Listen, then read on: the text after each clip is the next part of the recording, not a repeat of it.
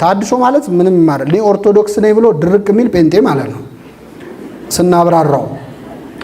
ጾም የተዋረዱትን ከፍ ያደርጋል፣ ትዕቢተኞችን ያዋርዳል። የምንጾምበት በጣም ብዙ ነው፣ የማንጾምባቸው ቀናቶች በጣም ጥቂቶች ናቸው።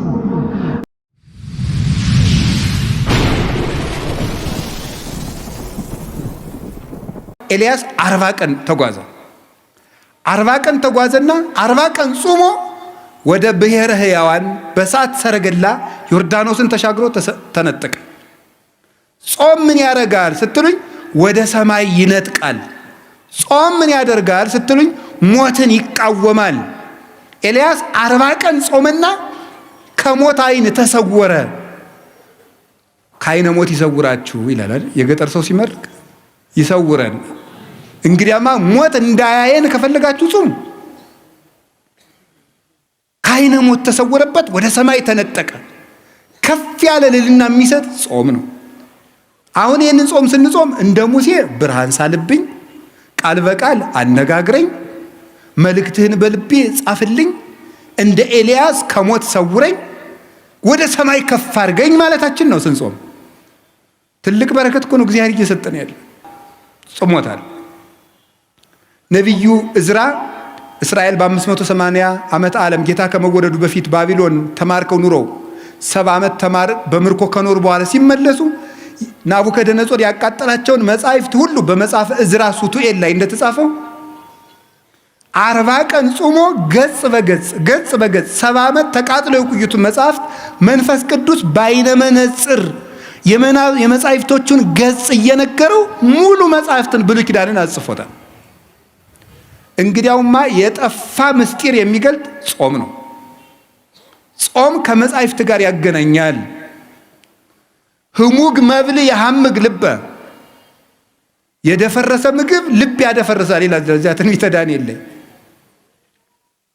የሆነ ያልሆነውን እያጠራቀመ 24 ሰዓት ያለ ጾም የሚበላ ሰው መጽሐፍ መመርመር አይችል፣ አይገባው። መጽሐፉን ሁሉ የሚተረጉመው እንደ ሐሳቡ ነው የሚተረጉመው። እንደሚመቸው ነው የሚናገረው። ስለዚህ የጠፋ ምስጢር የሚገልጥ ጾም ነው። አባቶቻችን ይሄንን ጾም ጾመው ብዙ በረከት አግኝተውባታል። ሞትን ተቃውመዋል። አስቴር ይሄንን ጾም ጾማለች 3 ቀን። አስቴር 3 ቀን በመጾሙ ያገኘችው ምንድን ነው?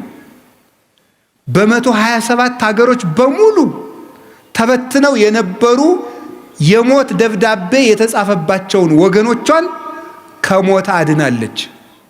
3 ቀን ጾማ እግዚአብሔር ለምና በ3 ቀን ጾም የአንድ ሀገር ሕዝብ ሊጠፋ ሲል ሰይፍ ያስመለሰ ጾም ነበር 3 ቀን። አሁን ከህዳር 15 እስከ ታኅሳስ 9 44 ቀን ነው የምንጾመው።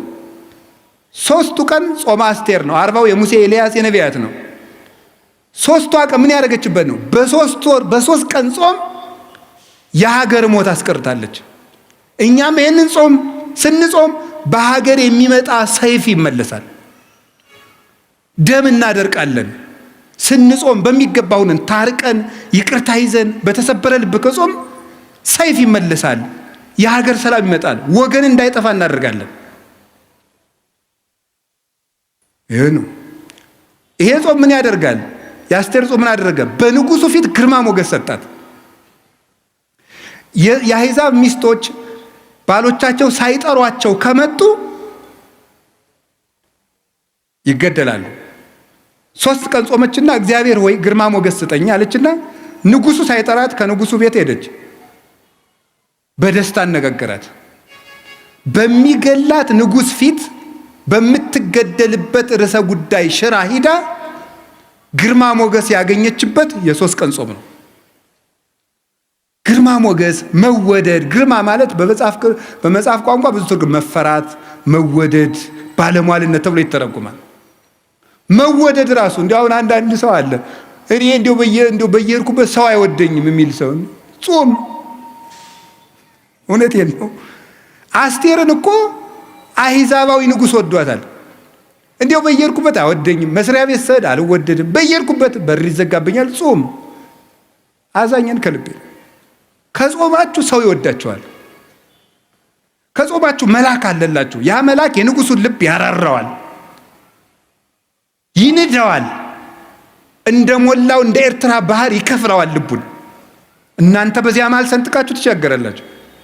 መወደድ ይሰጣል እግዚአብሔር። በጾም መወደድ ይገኛል። መወደድ፣ መታፈር፣ መከበር።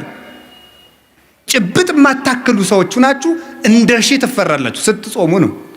አቡነ ሐራ ድንግል ኢትዮጵያዊ ጻድቅ ሲጾሙ እየኖሩ በቀን የሚመገቡት አንድ ኮል ምንድነው እንኳይ ነው የሚመገቡት።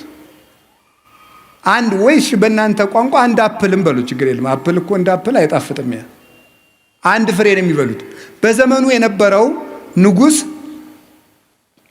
ሱስንዮስ በሃይማኖት ስለተለያዩ ነገር ተሰርቶባቸው ሊገላቸው ፈልጋቸው አስጠርቶ ጎንደር ወሰዳቸውና ለምንድን ነው እማትጾም ማነው እኔ ለምንድን ነው እኔን የምትቃወም ሊል ነው የጠራቸው።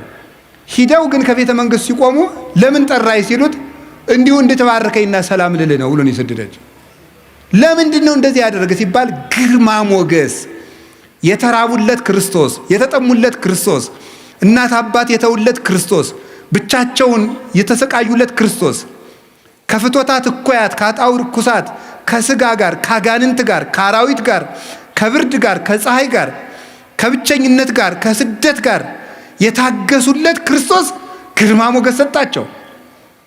እናንተ ተከሳችሁ በሄዳችሁ ጊዜ እናንተ የምትናገሩ አይምሰላችሁ፣ የሰማይ አባታችሁ መንፈስ በእናንተ ላይ ይናገራል ያለው ተፈጸመላቸው።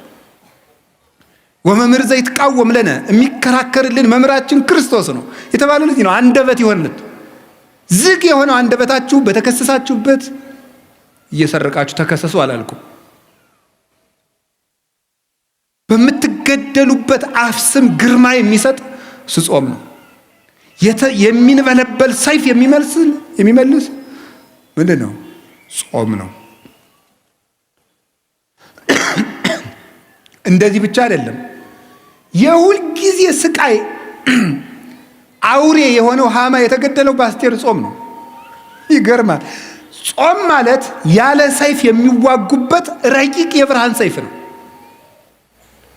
አስቴር ወገኖቿን የሚጨርሰውን ሃማን ለመጋደል ሰይፍ አልታጠቀችም፣ ጾመች። ስትጾም እሷ ሰይፍ ሳታነሳ የእሷን ወገኖች የሚገለው ሃማ ራሱ የእሷን አጎት ሊሰቅልበት ባዘጋጀው እንጨት ተሰቅሎ ሞተ። ለሚመለስ ጠላት ልብ የሚሰጥ ልቡ ለደነደነ ጠላት ደግሞ የሚዋጋ ሰይፍ ጾም ነው። ዮዲት የምትባለው 3 ቀን ጾማ ነው የእስራኤልን ጠላት ንጉሥ ያሸነፈችው። ጾም ጠላት ያሸንፋል። ይሄ ብቻ አይደለም። የተዋረደውን መርዶክዮስን ሹመት ሰጠው፣ ክብር ይሰጣል ጾም። ወድቆ የነበረውን ሃማ ስላልሰገደልኝ እገለዋለሁ ያለውን መርዶክዮስን በሃማ ወንበር ያስቀመጠ የአስቴር ጾም ነው። ጾም የተዋረዱትን ከፍ ያደርጋል፣ ትዕቢተኞችን ያዋርዳል። ጾም ወደ ክብር መውጫ መሰላል ነው። ይህንን ነው የምነግራችሁ። ነቢያት ጾም የገና ጾም እየተባለ ይጠራል። ነቢያት በብዙ ሲጠራ ነው። በነጠላ ለወንድ ሲሆን ነቢይ ይሆናል፣ ለሴት ስትሆን ደግሞ ነቢይት ይባላል። በመጽሐፍ ቅዱስ ላይ ወንድ ነቢያት ብቻ ሳይሆን ሴት ነቢያትም ጭምር ነበሩ። እየሰማችሁ ነው? ወንድ ነቢያት ብቻ ሳይሆን ሴት ነቢያትም ጭምር ነበሩ። የወንዶቹ ነቢያት በመጽሐፍ ቅዱስ በርዕስ ስማቸው ተጠቅሶ እነ ኢሳይያስ፣ እነ ኤርምያስ፣ እነ ሕዝቅኤል፣ እነ ዳንኤል፣ እነ አሞጽና ሌሎቹም አበይት እና ደቂቀ ነቢያት ተብለው 16ቱ መጽሐፍ ቅዱስ ላይ በብሉይ ኪዳን ስማቸው ከነ ታሪካቸው ከነ ትንቢታቸው ተጽፏል። ሴቶች ነቢያት በሚባል ደረጃ ደግሞ መጽሐፍ ቅዱስ ላይ የምናገኛቸው አሉ። ለምሳሌ አንዱ መጽሐፍ ቅዱስ ላይ የምትገኝ ነቢይት ሐና የምትባል ነቢይ አለች። የትንቢት ጸጋ የተሰጣት ማለት ነው። ስለዚህ ነቢይ፣ ነቢይት፣ ነቢያት የሚባሉት በሙሉ ይሄንን ስም የሚያገኙት የትንቢት ጸጋ ሲኖራቸው ነው። የምን ጸጋ አልኳችሁ? የትንቢት ጸጋ። ትንቢት በቁመናው ሲተረጎም ምን ማለት ነው ተብሎ ቢጠየቅ ትንቢት ማለት ወይም ነቢያት ትንቢት ይናገራሉ ሲባል ምን ለማለት ነው ሲባል ኃላፊያቱንና መጻእያቱን ያውቃሉ ማለት ነው። አንድ ነብይ የሚባለው የሚመጣውን ስላወቀ ብቻ አይደለም። ብዙ ሰዎች እገሌ ነብይ ነው እገሊት ነብይ ናት ሲባል ነብይነት ከጭንቅላታችን ላይ ቶሎ የሚሰጠን ትርጉም ምንድነው? የሚመጣውን ማወቅ ነው። ነብይ የሚባለው ግን ክርስቲያኖች የሚመጣውን የሚያውቅ ብቻ አይደለም፣ ትላንትና የነበረውንም መናገር የሚችል ነው።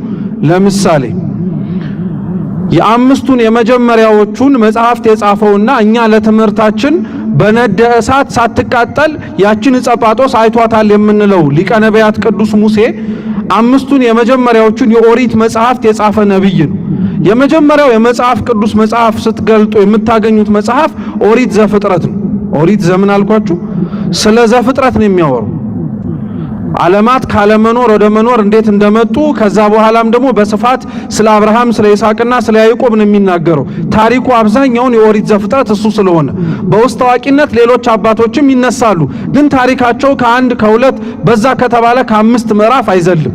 የአብርሃም ግን በጣም ሰፊ ነው፣ የይስሐቅም እንደዚሁ የያዕቆብም ሰፊ ነው። ይህንን ታሪክ ሙሴ ሲጽፈው እንዴት ነው ያወቀው ብላችሁ መጠየቅ ያስፈልጋል። ምክንያቱም ሙሴ በነበረበት ዘመን ላይ አብርሃም አርፎ ተቀብሯል፣ ይስሐቅም ተቀብሯል። ይሄ ብቻ አይደለም፣ ያዕቆብ ተቀብሮ ልጆቹ ግዞት ወርደው ግብጽ ከ400 ዓመት በላይ በስደት እየኖሩ ነው። ባጭር ቋንቋ ምን ለማለት ነው? ሙሴ ባልነበረበት ዘመን ወደ ኋላ ተመልሶ ስለ አብርሃም ስለ ይስሐቅ ስለ ያዕቆብ መጽሐፉ ሳያንሰው በመጀመሪያ ደግሞ እግዚአብሔር ሰማይና ምድርን ፈጠረ ብሎ ስለ ስነ ፍጥረት ጽፏል። ሙሴ ይሄንን ሁሉ ያወቀው ምን ቢሆን ነው ብላችሁ ብትጠይቁ የትንቢት ጸጋ ስለተሰጠው። ሙሴ ወደፊት የሚመጣውን ብቻ አይደለም የተናገረው፣ ትላንትና የነበረውን ምን ያወቀው።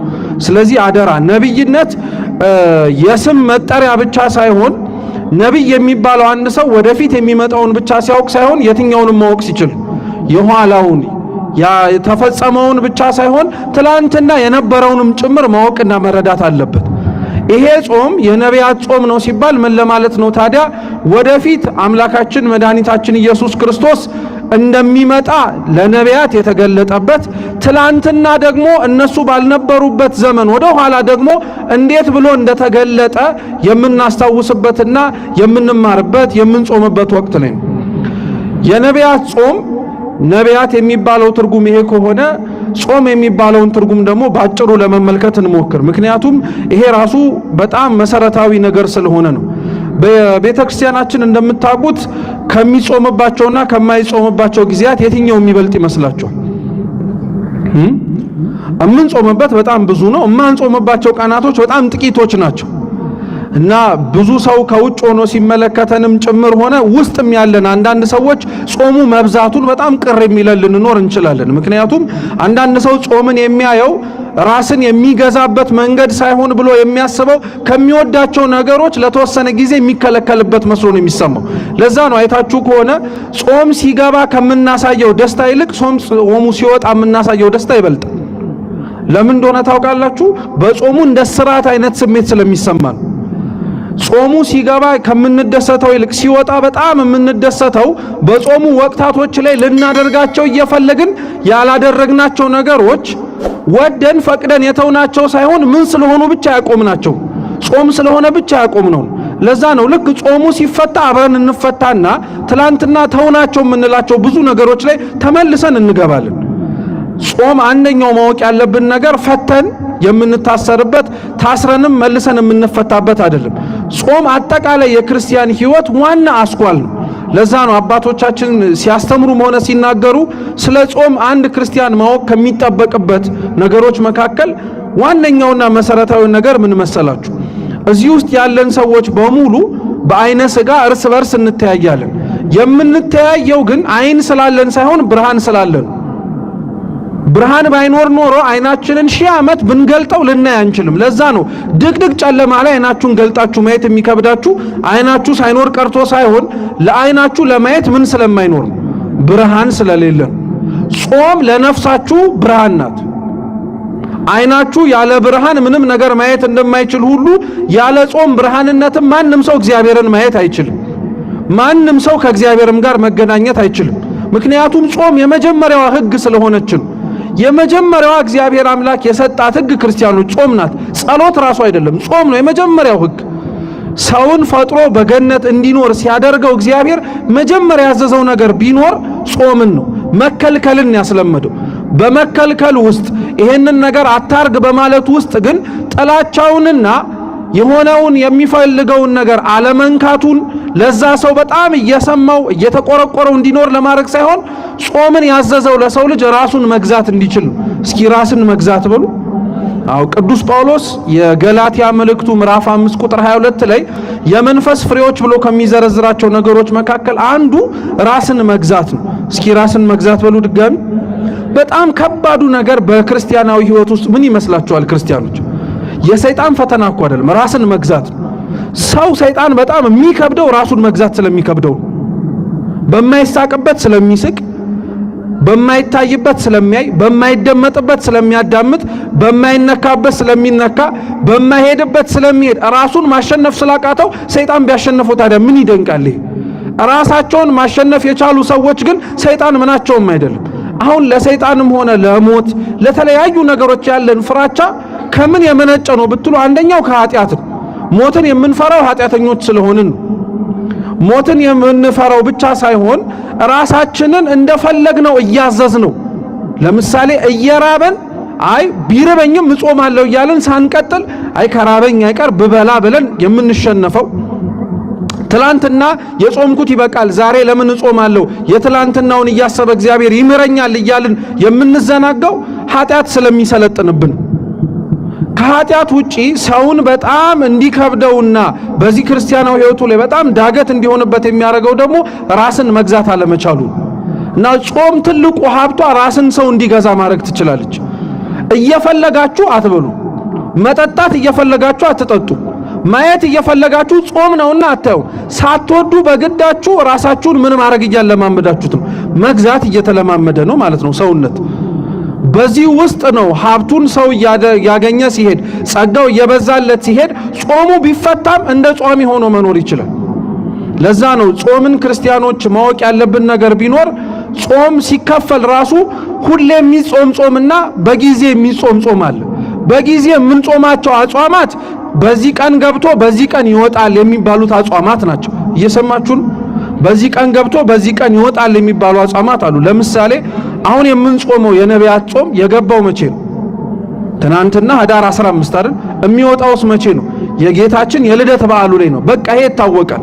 ከትላንትናዋ ቀን እስከ ጌታ ልደት ያሉት ቀናቶች በሙሉ ከዚህ እስከዚህ ቤተክርስቲያን ጾሙ ብላ አዛን የምንጾምበት ነው። ይሄ በሰዓት በጊዜ የተገደበ ጾም ይባላል። በሰዓትና በጊዜ ደግሞ ያልተገደበ ጾም አለ። ለምሳሌ በሰዓትና በጊዜ ያልተገደበ ጾም ማለት ክፋትን መስራት ጾም ሲሆን ብዙ ሰው አይታችሁት ከሆነ ከብዙ ክፋት ይከለከላል። ምን ስለሆነ ሲባል ጾም ስለሆነ ይባላል። በጣም ጥሩ ነው። ለጾም ብሎ ራሱ ክፋትን ማቆምን የመሰለ ትልቅ ጽድቅ የለም። የሚናቅ ነገር አይደለም። ግን ጾሙ ሲወጣ ክፋትን መስራትን የሚፈቅደው ስማን ነው።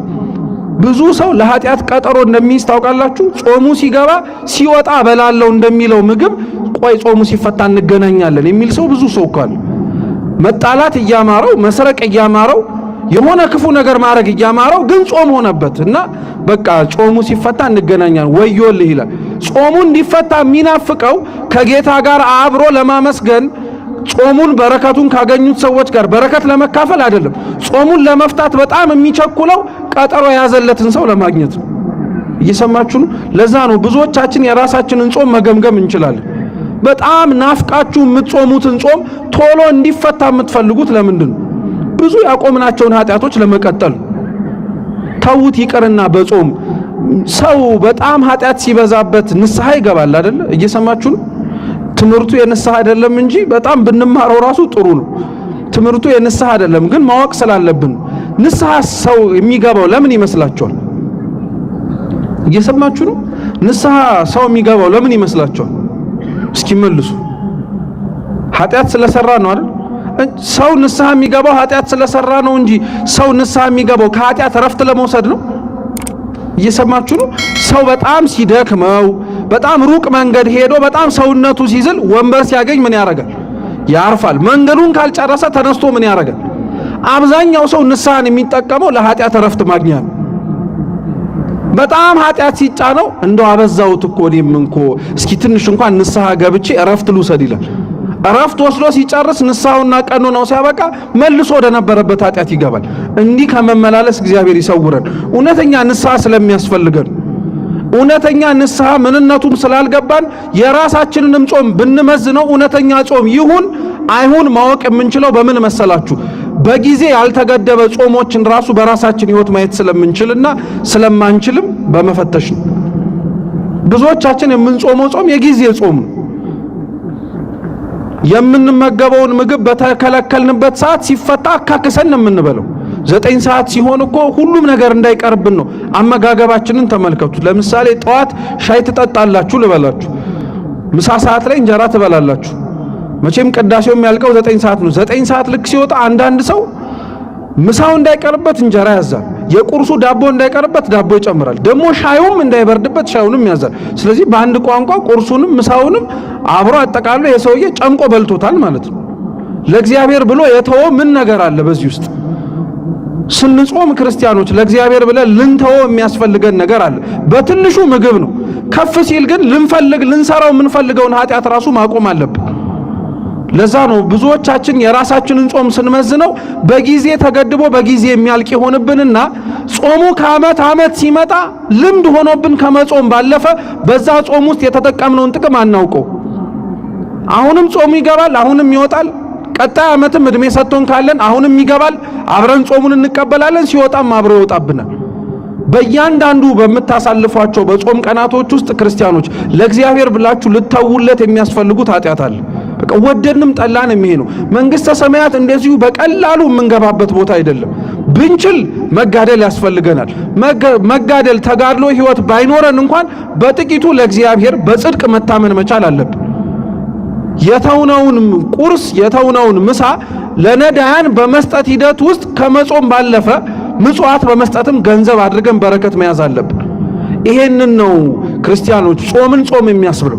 የነቢያት ጾምም የሚባልበት ዋነኛው ምክንያት ነቢያት አምላካችን ኢየሱስ ክርስቶስ ተወልዶ እስከሚያዩት ድረስ ጽድቅን መስራትን አላቆሙም ነበር። ይኸውላችሁ በብሉይ ኪዳን ገነት ተዘግታ ሲኦል ክፍት ስለነበረች 1000 ዓመት ጽድቅ ቢሰሩ ሰዎች ሊገቡ የሚችሉት ሲኦል ነው። ጻድቃን እንኳን ቢሆኑ የሚገቡት የሚወርዱት ወደ ሲኦል ነው። ሲኦል ገብተው ጻድቃን ስለሆኑ የእግዚአብሔር ረድኤት በሲኦል እሳት ከመቃጠል ይከለክላቸው ነበር። ግን አስቡት 1000 ዓመት ጽድቅ ሰርታችሁ ገነትን ከማየት ይቅርና መግባቱን ጭምር ተዘግቶባችሁ ሲኦል መውረዳችሁን እያወቃችሁ ሲኦል እንደምትወርዱ እየተረዳችሁ ጽድቅ ሰው ይሰራል? አይገርሙም? የብሉይ ኪዳን ጻድቃን ሲኦል እንደሚወርዱ እያወቁት ጽድቅ ይሰራሉ። አሁን እኛ እኮ ገነት እንደተከፈተ እያወቅን ነው ኃጢአት የምንሰራው። ምን የምንባል ጉዶች ነን አሁን እኛ። ሲኦል ተከፍቶ ገነት ተዘግቶ የነበረበት የብሉይ ኪዳን ዘመን ቢሆን ተስፋ ቆርጠው ነው ተብሎ ቢያንስ እንኳን ይነገርልናል።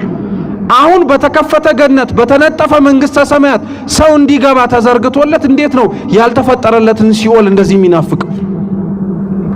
የኛን ጾም ስታዩት በጣም ብዙ ጉድለቶች አሉት። ነቢያት ለዛ ነው በጣም የምናከብራቸውና የምናደንቃቸውን ጭምር። ሲኦል እንደሚወርድ እያወቀው ሙሴ ይጾም ነበር፣ ይጸልይ ነበር፣ ይሰግድ ነበር። ያመነው እግዚአብሔር ግን ሲኦል ውስጥ ገብቶም እንዳይቃጠል አድርጎታል። እግዚአብሔርን እውነት ስታምኑት ክርስቲያኖች የምታቃጥለው ምድር ላይ የኖራችሁ ሰላማዊ ህይወት ትኖራላችሁ። አሁን ብዙ ሰው በዓለም ውስጥ በመኖሩ በዚህች ሀገር በመኖሩ በጣም ያማርራል። ምን አርጎ እግዚአብሔር እንደው እድል ፈንታ ሆኖብኝ እዚህ መፈጠር እያለ ያማርራል። ሀገር እሳት የሚሆንብህ ኑሮ እያንገበገበህ እንደው ምን አለ በሞትኩኝ ብለህ እንድትናፍቀው የሚያረግ ኑሮ ስለመረራህ አይደለም፣ ከእግዚአብሔር ጋር ተጣብቀ መኖር ስለከበደ። ከእግዚአብሔር ጋርማ ከተጣበቅ እኮ ተናግሯል እኮ አምላካችን ራሱ በእሳትና በውሃ መካከል አሳልፋቸዋለሁ ነው ያለው። ምንም አይነት ነገር ውስጥ ብትገቡ እግዚአብሔር ከእናንተ ጋር ከሆነ ምንም አትሆኑም። የሚያቃጥል እሳት እንኳን ቢሆን እግዚአብሔር እኮ በረዶ ማድረግ ይችላል። የሚበርድ ቦታ ላይ እንኳን ብትሆን ሙቀት መሆን ይችላል። ታዲያ እንዲሁ ላፋችን ነው እንደ እግዚአብሔር እረኛዬ ነው እያልን የምንዘምረው የምናመሰግነው? የእግዚአብሔር እረኛነቱ እኮ እንደኛ ስላልሆነ ነው። ይህንን በደንብ ጠንቅቀን ማወቅ አለብን። ነቢያትን ለዛ ነው አብዝተን የምናደንቃቸው አብዝተን የምናከብራቸው። በዚህ ጾም ደግሞ በተለየ ትንቢታቸውን እየተናገርን ቤተክርስቲያን እያስተማረች እየተረጎሙ እንዴት አድርገው ህይወት እንደነበራቸው ምናወር። ይህንን ትንቢት ከተናገሩት መካከል ደግሞ አንዱ ሊቀ ነቢያት ሙሴ ነው። ሙሴ በውዳሴ ማርያም የማክሰኞ ክፍል ላይ በአጭሩ ባነበብናት የአንዲት የጸሎት አንቀጽ ላይ ሙሴ በበረሃ በነደሳት ጫፎቿ ሳይቃጠሉ ያያት ዕፅን ትመስላለች፣ የመለኮቱ እሳትነትም ስጋዋን አላቃጠለውም ብለን አመስግነናታል። በቁመናው ታሪኩ ምን መሰላችሁ? ሙሴ በኮቦርና በደብረ ሲና መካከል ከብትን በመጠበቅ ይተዳደር ነበር፣ ከግብፅ ባርነት ነፃ ራሱን ካወጣ በኋላ። ሙሴ የሚጠብቃቸው ከብቶች መካከል አንዷ ከብት ጠፋችበት። ያቺን ከብት ፍለጋ ያቺን አንዲት ግልገል ፍለጋ ብዙ ቦታ ወጣ ወረደ። መጨረሻ ላይ ከብቷን ፍለጋ ሲሄድ ከብቷን ካገኘ በኋላ አብሮ ደግሞ አዲስ የሆነ መገለጥን ተመለከተ። ያየው ነገር ምንድነው? ሙሴ ሐመልማሉንና ነበልባሉን ወይንም ደግሞ እሳቱ ቁጥቋጦ ላይ የነደደ እሳቱ ቁጥቋጦውን ሳያጠፋው የቁጥቋጦም እርጥበት ደግሞ እሳቱን ሳያከስመውና ሳያጠፋው እርስ በርስ አብረው ሆኖ ሲንቦገቦጉ ያይ ነበር። በጤነኛው ስትመለከቱት እሳት የነደደበት ነገር ይተርፋል? አይተርፍም። አይተርፍም። መቃጠል ግድ ነው። እንኳን ይቅርና ትልቅ ነገር እሳት አንድ ዛፍ ላይ እንኳን ሲነድ ወዲያውኑ ነው የሚበላው። ሙሴ ያየው ግን እሳት እየነደደበት ቁጥቋጦ እሳቱ ቁጥቋጦውን ምንም አድርጎ አልበላው። ቁጥቋጦ ደግሞ በራሱ እርጥበት አለው፣ የውሃነት ጠባይ አለው። አንዳንድ እጽዋት ለዛ ነው ልክ ስትቀነቅሷቸው ውስጣቸው ውሃ ነገር ይፈሳል፣ እርጥበት አላቸው ማለት ነው። ያ እርጥበት ደግሞ የሚነድበትንም እሳት አላጠፋው። ሁለቱም ተአቅቦ ወይንም ደግሞ ተከባብረው እርስ በርስ ተመለከተ። ለሙሴ ይህንን ነገር ማየት በጣም እንግዳ ስለነበረበት ወደ ውስጥ ዘልቆ ለማየትና ለመመርመር ተጠጋ። የዚህን ጊዜ ጌታችን ምን አለው? ከዛ ከሐመልማል ውስጥ ድምፅ አወጣና ሙሴ የቆምክባት ቦታ ወይም ስፍራ የተቀደሰች ናትና ጫማህን ከእግርህ አውልቅ አለው። ይሄንን ነው የውዳሴ ማርያም ደራሲ የሆነው ቅዱስ ኤፍሬም ሶርያዊ ጨመቀውና ሙሴ በበረሃ በነደሳት ያያት ዕፅ አንቺን ትመስላለች አለ። ሙሴ በበረሃ ያያትን ዕፅ ከማየታችን በፊት አስቀድመን ስለ በጎቹ መጥፋት አንድ ቁም ነገር እናንሳ፣ ቢያንስ ከብዙ በጥቂቱ። እንግዲህ ሙሴ በግ ጠባቂ ነው ማለት በጎቹ የራሶቹ አይደሉም፣ የአማቱ የዮቶር ናቸው። በደንብ አድርጋችሁ ስሙ። አደራ ተሰጥቶት ነው በግ የሚጠብቀው። ከበጎቹ መካከል አደራ ከተሰጠው ማለት ነው አንዷ ብትጠፋበት ምን ያክል ጭንቀት ሊጨነቅ እንደሚችል አስቡት። ምክንያቱም ጠባቂ ነው። ልክ እናንተ በተሰማራችሁበት የሥራ መስክ ላይ ሰው አደራ ሰጥቷችሁ ያን አደራ ቢጠፋ ልትጨነቁት የምትችሉት ጭንቀት ሊኖር ይችላል። ያን ሰው አሳዘንኩት ከሚለው ነገር አንጻር የሙሴ በግ በጠፋችበት ጊዜ ላይ ግን ያቺን በግ ፍለጋ የጠፋችበትን አደራውን ለመፈለግ ሲወጣ ግን ያየው በጓን ሳይሆን ከበጓ ከፍ ያለ ሌላ ምስጢር ነው። በሕይወታችሁ ክርስቲያኖች አሁን ላይ ለእግዚአብሔር ብላችሁ ወይም ከእግዚአብሔር ጋር ላለመለየት ብላችሁ ያጣችኋቸው በጣም ብዙ ነገሮች ሊኖሩ ይችላሉ። ልክ ሙሴ በጉን እንደጠፋበት ማለት ነው። የሙሴ የጠፋበትን በግ ፍለጋ ግን መጨረሻ ላይ በጉን ብቻ አይደለም ያስገኘው፣ ከፍ ያለ ሌላ መገለጥ ውስጥ ነው የከተተው። ለእግዚአብሔር ብላችሁ የምትተውለት ማንኛውም አይነት ነገር ክርስቲያኖች ኪሳራ አይደለም፣ ይበልጥ እንዲያውም ከፍ ያለ ነገር ነው የሚያሳያችሁ። ሙሴ የጠፋችን በግ እንደ ጠፋች ትቷት ቢገባ ኖሮ ጸጳጦሱን ያየው። እናንተም ለእግዚአብሔር ብላችሁ የተዋችሁለት ነገር ባይኖር ኖሮ አሁን እዚህ አትቀመጡም ነበር። ሁላችንም የተውንለት ነገር ስላለ ነው። አነሰም በዛም ጊዜውን የተዋለ፣ ስራውን ትቶ የመጣ አለ፣ በተለያየ ምክንያት የመጣ አለ። ወደዳችሁም ጠላችሁም ግን ሁላችንም የሆነ ነገር ትተን የመጣ ነው። ትተን ስለመጣን የበለጠውን ነገር ሰጠን። ትተን መምጣት ካልቻልን ግን የበለጠው ነገር ይቅርና ያለንም ነገር አናገኘው። የሙሴ በጓ ስትጠፋበት እንደዚሁ በጓን ፍለጋ ሄዶ ልክ ጸጳጦሱን ሲያገኝ እና ሲመለከተው እኔ ጉዳይ ከበጌ ነጋ ነው እንጂ ከዚህ ጸጳጦስ ጋር ምን አገባኝ ብሎም አልተመለሰም። እየሰማችሁ ነው። የተሻለውን ነገር ሙሴ በተመለከተ ጊዜ ላይ እጁ ላይ ያለውን ትንሽ ነገር አይቶ የመጣውበት ዓላማ ይሄ ስለሆነ እኔ ምን አገባኝ ብሎ አልተመለሰም። ብዙ ሰው ወደ እግዚአብሔር ቤት የራሱን አጀንዳ ይዞ ነው የሚመጣው። መጸለይ የሚፈልገውን ይዞ መማር የሚፈልገውን መርጦ እንዲህ ብባል ደስ ይለኛል ብሎ ነው የሚመጣው።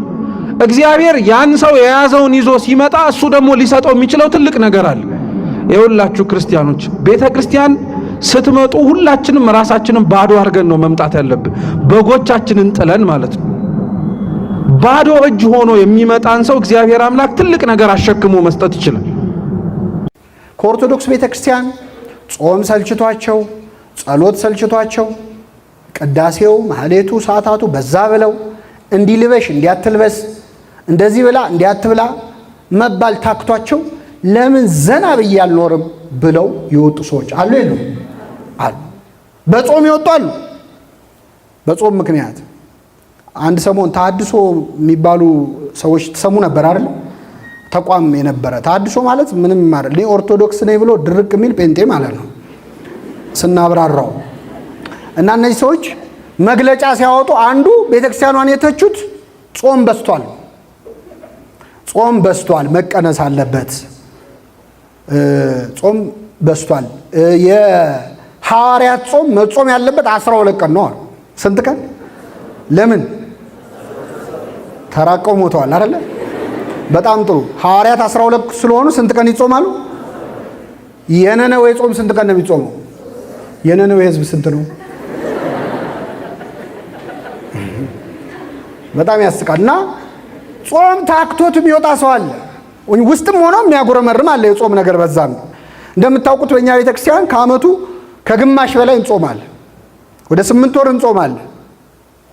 ምናልባት 8 ወር ስል እንደዚህ ሰዎች ገለውና እንደኔ ያልደመርኩትም ነበር እንዳትሉ። እና ጾምን ቁጥሩ ብዙ ነው፣ እሱ ላይ ክርክር የላትም ቤተክርስቲያን። ግን ጾምን የሥጋ ረሃብ ነው። እስቲ ጾም በሉ። የሥጋ ረሃብ፣ የነፍስ ጥጋብ። ስለዚህ ቤተክርስቲያን ያበዛችው ረሃብ ሳይሆን ምንድነው? ጥጋብ ነው። ይችን ቤተክርስቲያን ስለሰጠን ስሙ የተመሰገነ ይሁን። ብናለቃቀስ ብንንፈራፈር ታጾመናለች። ፈርታን ነው እንጂ ምእመናን እድሜ ልክ ብንጾም ደስ ይላታል። ምክንያቱም አሁን አንድ ሰው ይላል ቅዱስ ዮሐንስ አፈወርቅ፣ አንድ ሰው አንድ ቤት ውስጥ ተቆልፎብህ ለጥቂት ለአንድ ሳምንት ሳትበላ ሳትጠጣ ቆይና ስትወጣ ትልቅ ህንፃ ይሰጣል ቢባል ይስማማል አይስማም? ኧረ እንኳን ህንፃ ኮንዶሚኒየም ይሰጣል ቢባል ይስማማል አይስማማም? አንጀቱ እስኪጣበቅ ድረስ ምን ይላል? ምን እያሰበ? ህንፃው። መንግስተ ሰማያት ለመውረስ ሰው እድሜውን ሙሉ ባይበላ ያዋጣዋል ያዋጣው? ያዋጣው። ግን ቤተክርስቲያን እድሜ ልክ ጾሙ ብትለን እንደምናምጥ ስለምታውቅ እያረሳሳች አሁን ተፈታ ልክ ህፃን ልጅ እችን ጉረስና የመጨረሻ ትላለች አይደል? እንዲህ እንደው ይችን ቤተክርስቲያን ስለሰጠን ስሙ የተመሰገነ ይሁን። ቤተክርስቲያን እንደዚህ ነች። ለነፍሳችን ነው የምታስበው። ብናጉረመርምም ታጾመናለች እንደሚጠቅመን ስለምን። በጣም የሚገርማችሁ አንድ ሰው በጣም የመጨረሻ ህመም ላይ ቢሆን መድኃኒት እየወሰደ ጾም አይባልም አይደለም? ህመሙ ግን ለሞት የሚዳርግ ከሆነ የማይተርፍ መሆኑን ስታውቅ ቤተክርስቲያን እስኪሞት ድረስ ይጹም ትላለች። እስኪሞት ያማረውን ይብላ አይደለም፣ ምን ይበል?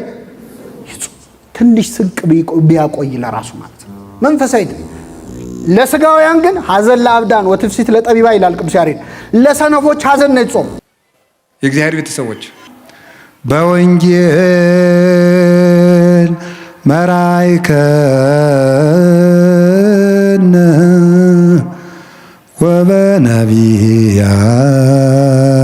ወበነቢያን ናዘዝከነ ዘለሊከ አቅረብከ